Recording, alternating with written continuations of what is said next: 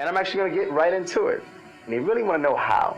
You know, how can I blaze my own path? How can I be successful? How can I follow the path that someone else has laid for me to be successful? Yo, this is the Queen Azizah Nubia, and I am here with another amazing episode of Hustle and Motivate podcast. Make sure you download the Cincy Black Travel app, and when you need to get a load off and relax and chill, make sure you get you a bottle of Uncle Nearest premium whiskey. All right, so I'm excited about my guest for today. This is a trailblazing king in the community of Cincinnati who's doing a lot of things with our youth, and I'm excited to have him on the show. So how's it going, Mr. Glen Taylor? It's fine. I'm excited to be here. I haven't really had a lot of platforms to talk about what me and my wife do for the community and kids, giving them a safe place. We use church as part of our curriculum to give them some type of faith and just try to show these kids something different. Like we were just talking about what's going on downtown. We got to get a hand on our kids because I left a meeting this morning and the city tired and they finna start cracking down, and 2020 gonna be full to where the kids gonna start getting pushed over to the Justice Center, and that's somewhere that these kids don't want to be. Yeah, that's an unfortunate situation, but I'm happy, one, that we have people such as you and your organization, your wife, that try to do something to combat this issue. So tell me a little bit about the organization and what you guys do and how you impact the community. So Mshauri Mentoring Program is basically turned into a center. We actually opened our second location in the end of May, 1st of June, where we'll turn it into a teen career center where we'll have resources for them to figure out career paths, entrepreneurship. We'll have a space for kids to come and make their own t-shirts, create their own clothing line. My wife will be having internships for kids who are interested in learning real estate.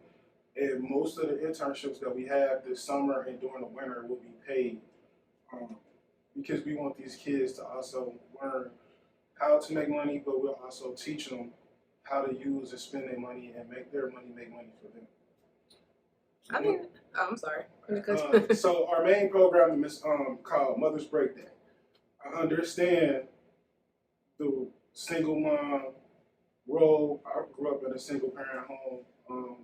My mom had 6 kids, so I understand how stressful it is.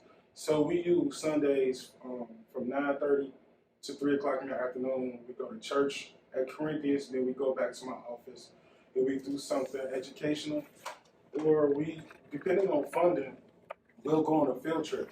That's our main programming. We do everything as a group. That's our source of group mentoring.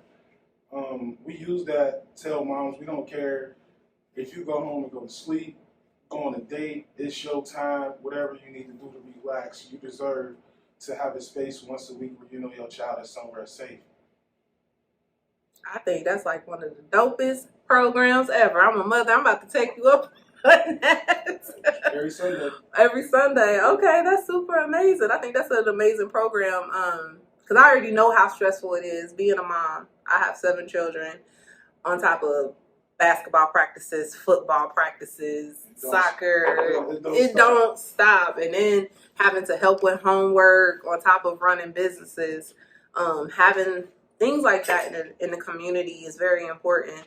And speaking back on how we were just talking about the downtown with the youth, I know a good majority of the problem is a lot of the parents are so mentally stressed out that they like leave their kids to the streets. Like, just get out my hair. I need peace and quiet. I gotta break this down. So just to have something like that is important. So what got you guys in this line of work?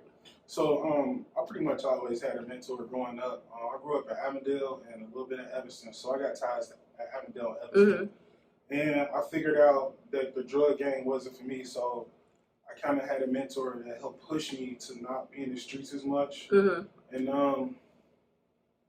I wouldn't say like I was like a drug dealer, but I basically dibbled and dabbled, but I was like the bodyguard for some people in the city.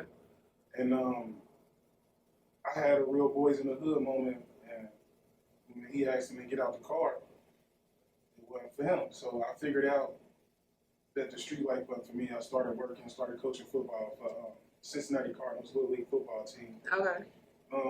Had some family issues, had to stop.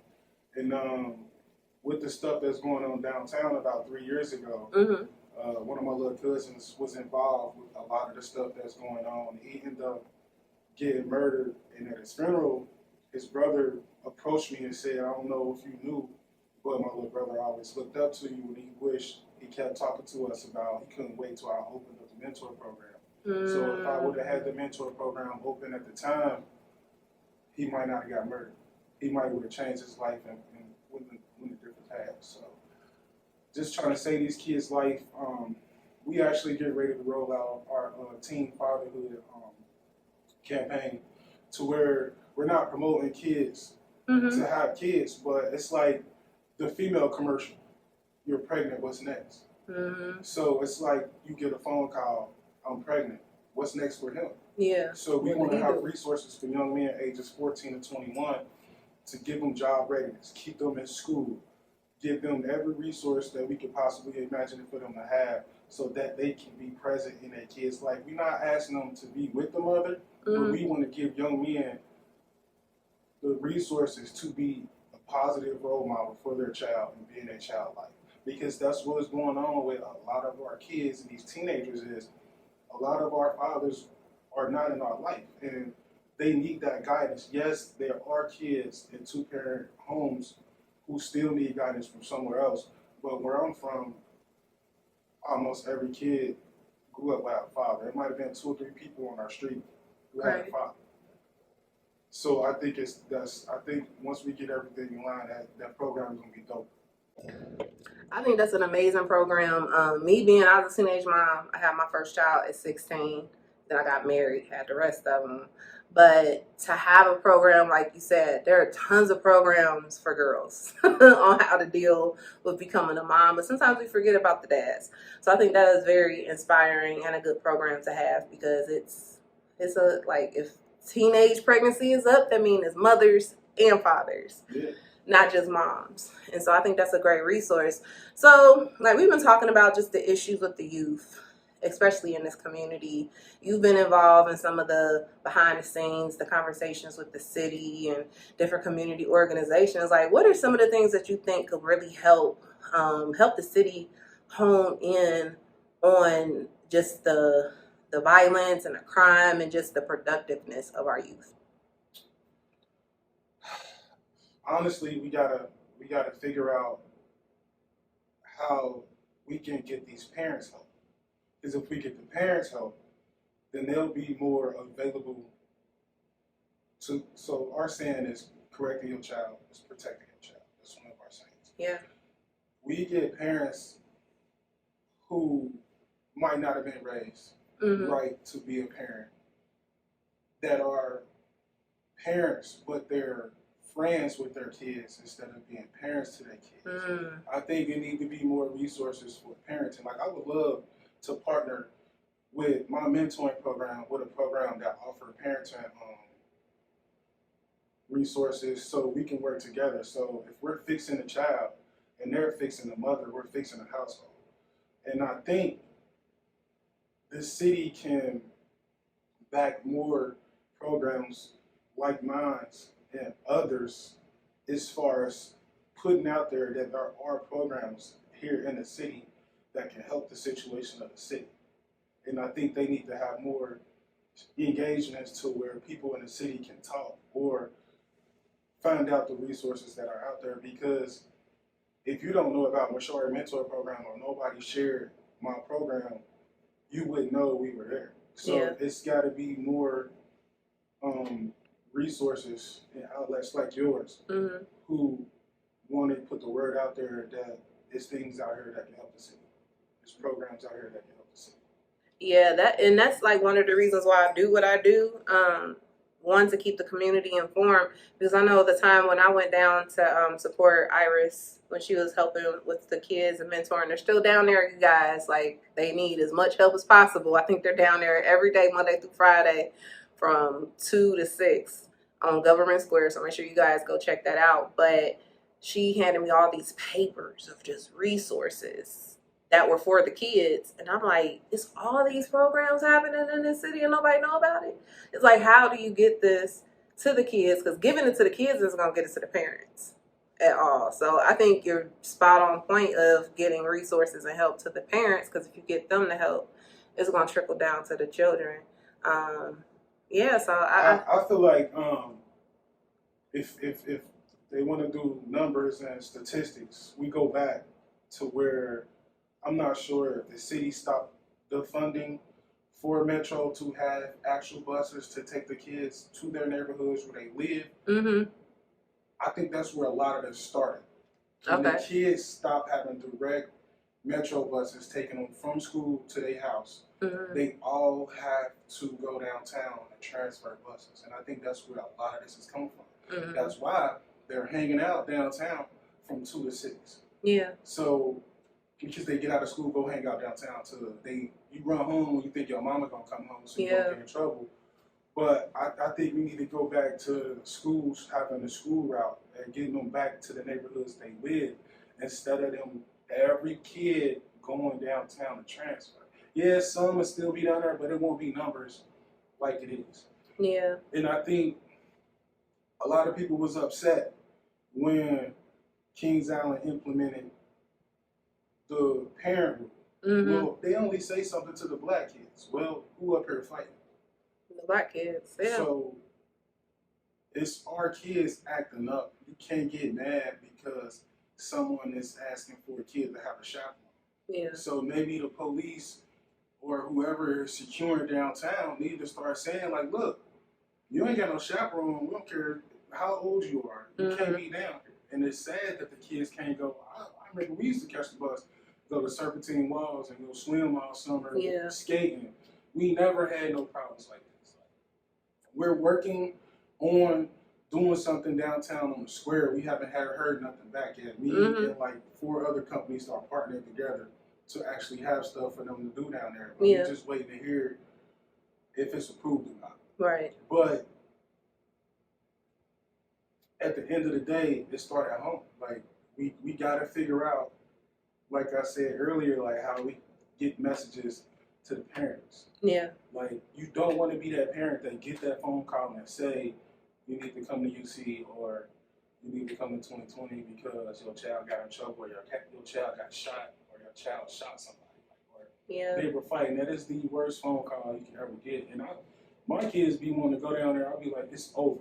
Yeah, my kids, they already know it's no. Mom ain't having it because it's out of control. Okay, so you brought up the bus situation, and I'm about to bring up a situation that I know was talked about in the city, because, you know, they say a lot of the crime from the kids, and I think this is just so inaccurate, comes from Don schools, because of those kids. And the superintendent or director of Don schools created a bus system where he can just take his kids from the schools and get them to their neighborhoods. But then the state came down on them and saying they can't do that, which I think that would have solved a problem if that was the case, that a lot of the disruptive behavior came from students at Don.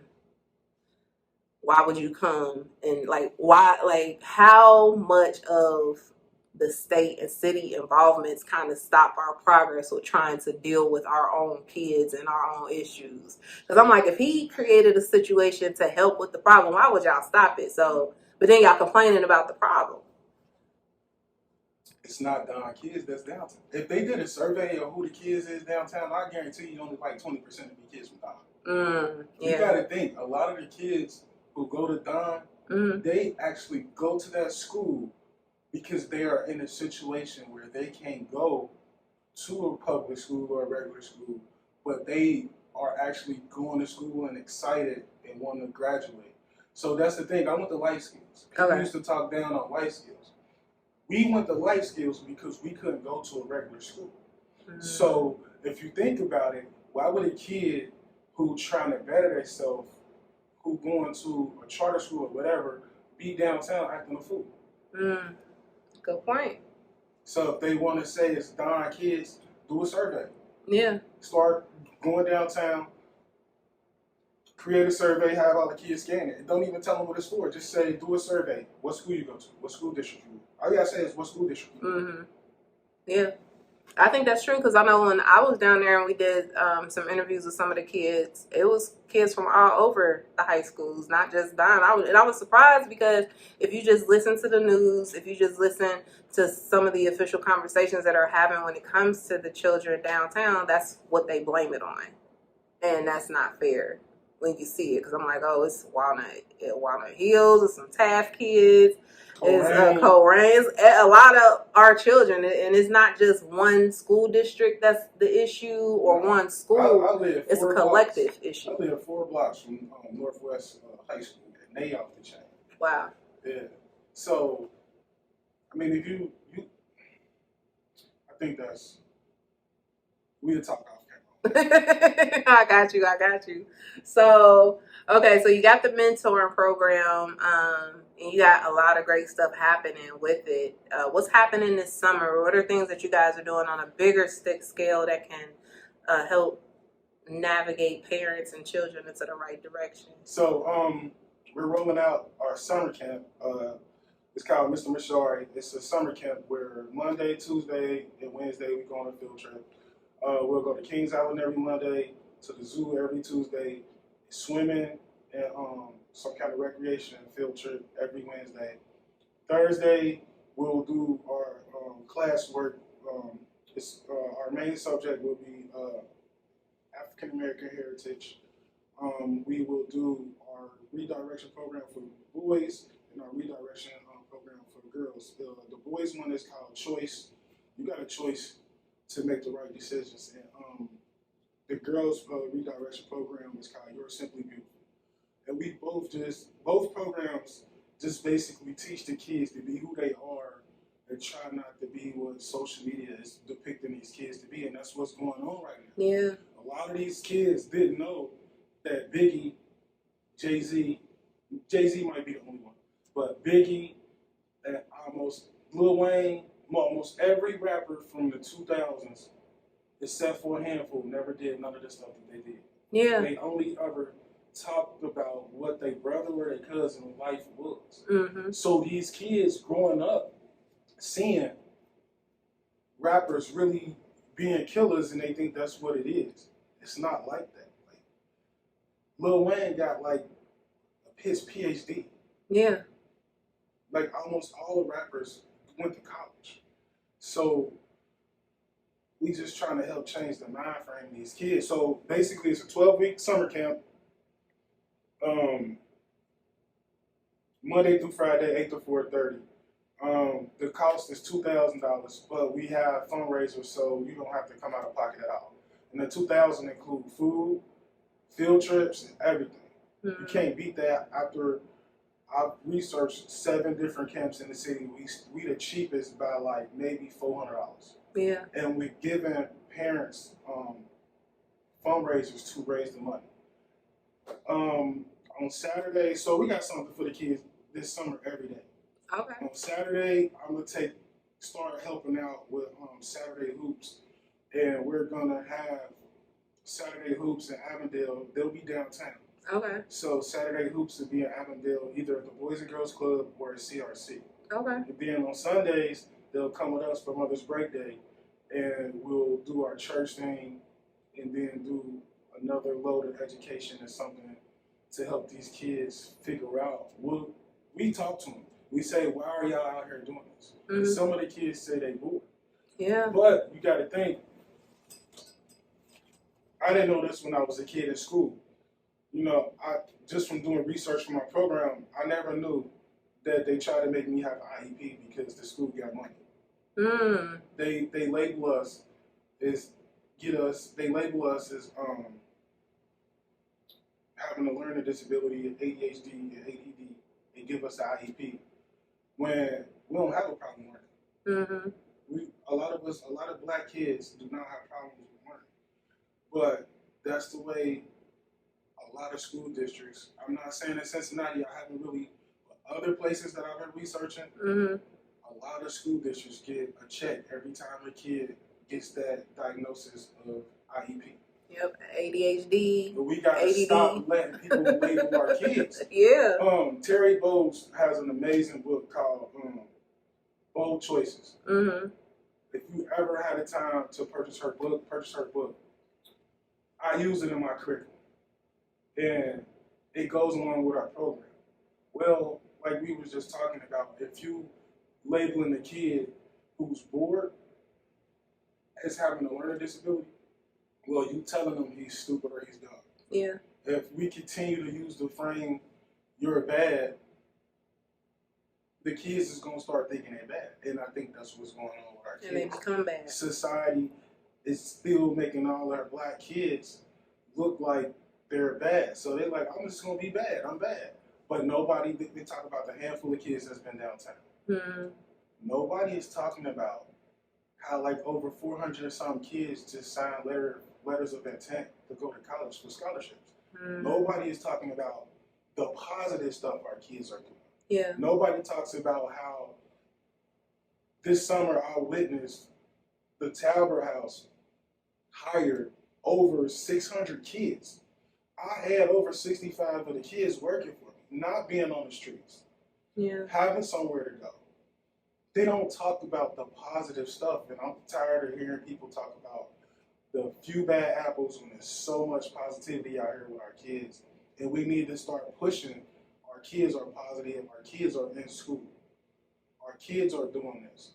Yeah. Because if you keep showing them they're bad and showing that, oh, they downtown acting crazy, the kids who on the borderline of wanting to be a problem child are going to be like, I'm about to start hanging downtown. That look lit. Instead of showing kids in the classroom doing work, kids in mentor programs doing work, having something positive to do. Make Kings Island, talk to Kings Island and say, let's have a free day for the city. Yeah. The zoo, have a free day for the city. Like, and have activities there. Don't just have somewhere for the kids to go. Give them activities. Like, if we give them something to do, a lot of these kids talk about wanting to be entrepreneurs. We need to have more entrepreneur programs out here for these kids because that's what they want to do. They want to do content. Yeah. They want to be YouTube. What is it? YouTube influencers and have their YouTube channels. They want to be YouTube gamers. tech is good. Gamers. So I use my office, and teenagers hit me up like, "Yo, they come to my office and play the game." Mm. So we got a game room. We rent it out for parties. Okay. But we actually let the teenagers come and kick it in the afternoon after school and play the game. Get chill. Yeah. Like, we really have a safe place for these kids to come, and these kids want better. Yeah. They just don't know how to ask. They scared to ask. Yeah. They don't want to seem like they different or they don't want to not fit in. So we got to figure out how can we make our kids be comfortable with who they are. Mm. That's powerful. And as you were talking, a few points came to my mind, and I know we don't have a lot of time to talk about it, but the first thing is sometimes the work that you are doing and others are doing in the community to help the kids, sometimes you're combating against society because it's like someone is intentionally paying people to create music that's deteriorating to our community. Like you were just saying, a lot of the rappers and artists are rapping about songs that they don't live that life. Like Sierra, Cardi B rap about I don't need a man, but they both married with husbands. I mean, like how many people have gone to jail, prison to school pipeline? Let's put that out there because these private prisons make thousands of dollars off of our people. And and a lot of people who fund private prisons own media companies, they own the record labels, they own the television stations. So in order to keep their pockets filled, they got to keep this system going. So but just think of how many kids, how many grown adults have gone to jail off of a Jay-Z lyric or off of a Lil Wayne lyric because you become what you put into yourself. So like you said, if you're constantly saying that you're bad or hearing that you're bad, you're going to become bad. If you're constantly hearing, okay, you know, I need to hit the block if I want to get some money because I got to look good to do this. You're going to become that type of thing. And, you know, it's hard to combat and deal with our kids when you going against this giant that's actively putting poison into our kids as well. You got to put it like this. Mm-hmm. You know how hard it is to sit on the porch and watch your boy make $60,000 in 20 minutes every day, and I make $60,000 a year. Yeah, that's a big difference. We got to teach our kids to be strong in who they are.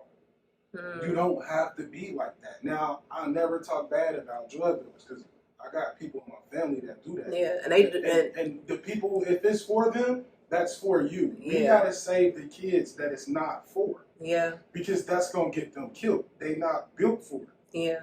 And that's the thing. We gotta teach our kids what they are built for. Like, I'm not saying teach your child that he built for the streets. No.